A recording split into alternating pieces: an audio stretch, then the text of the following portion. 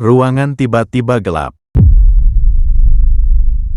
Satu-satunya suara yang tersisa adalah suara langkah-langkah berat dari balik lorong, yang datang mendekat, yaitu langkah mereka yang tak pernah keluar dari perang.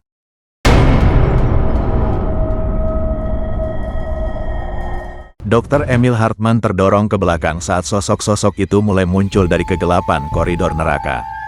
Bukan manusia, bukan pula bayangan biasa. Mereka adalah siluet-siluet prajurit, tanpa mata, tanpa suara, hanya langkah, dan rasa haus yang menyesakkan. Emil merunduk di balik meja altar ketika makhluk-makhluk itu lewat. Tapi mereka tidak mencarinya. Mereka duduk di sekeliling altar. Satu persatu, kursi tua dari kayu lapuk muncul begitu saja, dan para prajurit duduk dari segala zaman. Jerman, Inggris, Jepang, Rusia, bahkan Ottoman. Mereka hanya duduk dan menunduk. Perjamuan pun dimulai tanpa makanan dan tanpa suara. Hanya nafas berat dan suara derak leher patah dari mereka yang terlalu lama diam. Emil merinding. Ia menyadari, ini bukan perjamuan untuk hidup. Ini adalah ritual untuk mereka yang gagal pulang.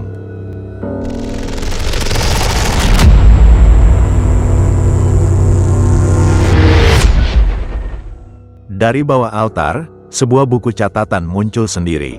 Terjatuh ke tanah. Emil mengambilnya. Isinya bukan tulisan tangan biasa. Tiap halaman berisi satu nama, satu wajah, dan satu tanggal. Semua tercoret sampai halaman terakhir. Reinhard Schlosser 1918 tidak selesai. Emil memejamkan mata, namun nama itu muncul kembali.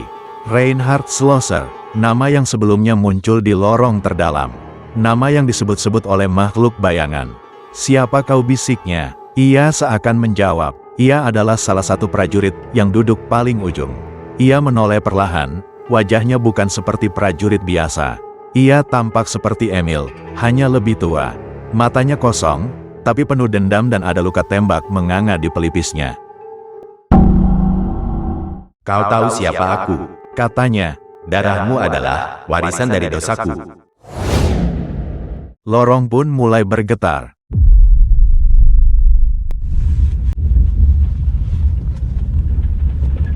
Dinding runtuh perlahan, dan ruangan berubah menjadi medan perang. Emil tersedot ke tengahnya. Peluru beterbangan, bayangan saling bertarung, dan di tengah medan itu, Emil berdiri sendirian. Di hadapannya Emil melihat Reinhard mengangkat senapan tua dan berbicara. Emil, selesaikan misinya. Jika kau tidak selesaikan misinya, kita semua di sini akan bertempur selamanya. Tiba-tiba Emil terdorong di tembok bunker. Emil terjatuh dan pingsan.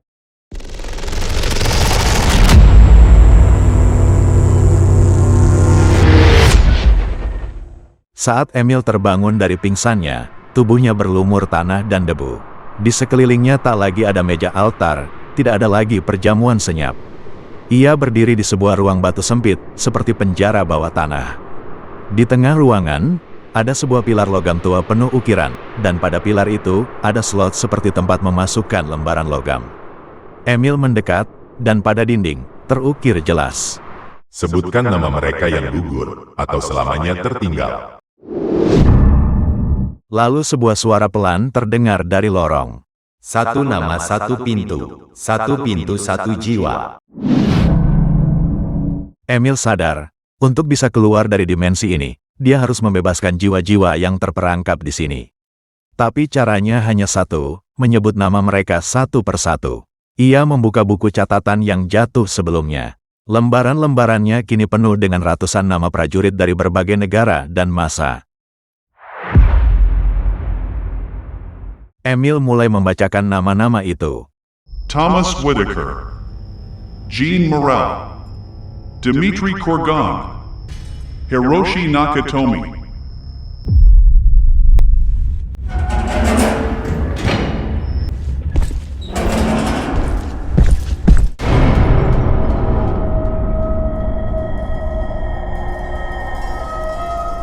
Setiap kali satu nama disebut, sebuah pintu besi di ujung lorong terbuka, dan terdengar suara langkah menjauh, seperti satu jiwa telah dibebaskan. Tapi setelah puluhan nama, pintu-pintu mulai tertutup kembali. Dan kemudian, saat Emil menyebut satu nama, Reinhard Schlosser. Tidak ada pintu yang terbuka. Senyap, hanya suara berat dari kegelapan yang menjawab. Itu belum cukup.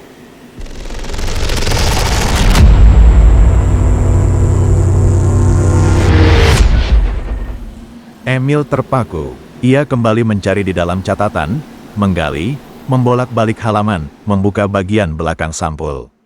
Dan di sana, ada secarik surat tua yang belum pernah ia lihat sebelumnya. Ditulis tangan, dengan tinta nyaris pudar. Anakku Emil, jika kau membaca ini, maka kau telah sampai pada tempat yang tidak pernah ingin aku wariskan padamu. Reinhard Schlosser bukan hanya nama dalam perang, ia adalah nama asliku, sebelum aku mengubah identitas demi melarikan diri dari perjanjian yang kutandatangani. Kutukan ini harus berhenti, tapi darahmu membuatmu pewarisnya. Emil terduduk, tangannya gemetar. Ayahnya adalah penjaga pertama koridor ini. Dan kini, satu-satunya cara untuk membebaskan jiwa terakhir Reinhard adalah menggantikan posisinya.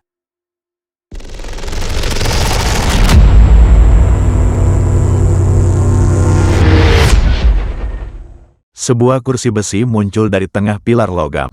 Kursi itu kosong menunggu keputusan Emil. Emil menatap kursi besi yang muncul dari dalam pilar itu. Di sekitarnya, lorong perlahan mulai bergetar. Suara-suara samar menggema dari dinding, bisikan, ratapan, dan sesekali ledakan jauh di kejauhan. Waktu seakan membengkok, bahkan detak jantungnya terasa terputus-putus. Ia membuka catatan ayahnya lagi. Lorong ini tak akan pernah menutup, kecuali jika penjaganya memilih untuk tinggal. Aku memilih kabur, tapi darahku tetap terikat, dan kini, kau adalah bagian dari kutukan itu. Emil berdiri menatap kursi kosong di tengah ruangan. Ia bisa mendengar suara-suara prajurit dari masa lalu. Langkah-langkah kaki berat, masker gas yang mendesah, suara radio tua yang terus mengulang sinyal panggilan darurat. Apakah aku rela jadi bagian dari lorong ini? Tangan Emil meraba liontin yang selalu ia pakai, pemberian ibunya, katanya dari masa muda ayahnya. Ia membukanya. Di dalamnya, potret hitam putih seorang pria muda mengenakan seragam wehmah. Wajah itu, wajah yang sama dengan salah satu patung batu di ujung koridor. Ia mulai melangkah ke arah kursi. 1 langkah, 2 langkah, tapi tiba-tiba, suara lain muncul.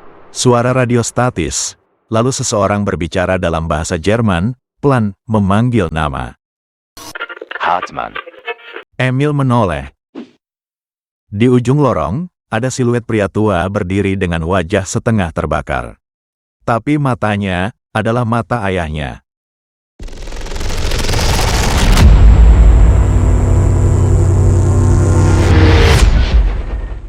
Ini bukan nasibmu, Emil, kecuali kau menerimanya. Kau bisa tinggalkan ini, tapi seseorang akan tetap terjebak.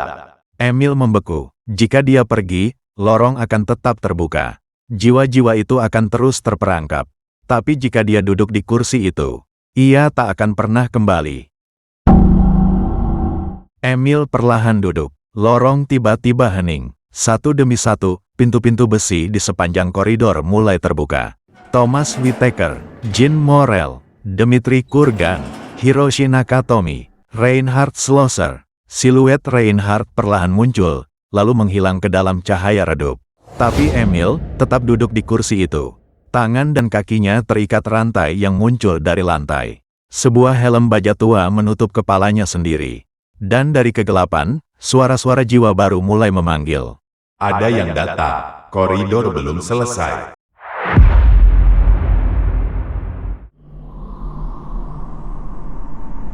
Jika seseorang membaca ini, maka aku sudah tak lagi di dunia kalian.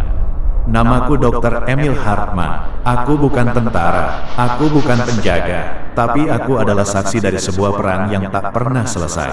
Di bawah tanah perbatasan ini, ada lorong yang menghubungkan dunia kita dengan tempat lain. Tempat di mana waktu membeku. Tempat di mana jiwa-jiwa para prajurit masih berperang, tanpa henti, tanpa alasan. Aku telah melihatnya, aku telah hidup di dalamnya, dan aku telah memilih.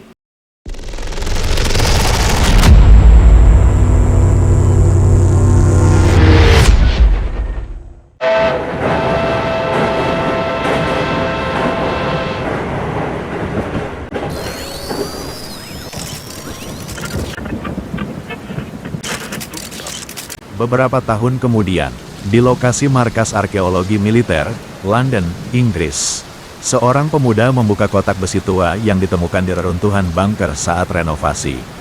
Di dalamnya terdapat catatan-catatan tangan, satu liontin rusak, dan sebuah peta dengan tinta merah yang menggambar jalur lorong bawah tanah. Ia membaca nama pengirimnya, Dr. Emil Hartman. Pemuda itu melihat keluar jendela. Hujan turun, dan suara samar denting sepantua terdengar dari kejauhan. Ini bukan hanya sejarah, ini peringatan. Kita kembali ke lorong itu. Lorong yang dulu terang kini kembali gelap. Tapi kursi itu masih ada. Dan di atasnya, seseorang baru duduk di sana.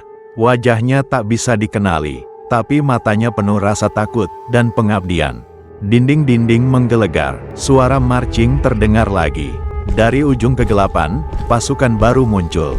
Tak berseragam Nazi, bukan tentara sekutu, tapi campuran dari berbagai era. Romawi, Mongol, Perang Dunia, ke tentara masa depan. Koridor telah membuka dimensi waktu lain. Perang tak lagi mengenal masa. Dan mereka datang ke dunia kita.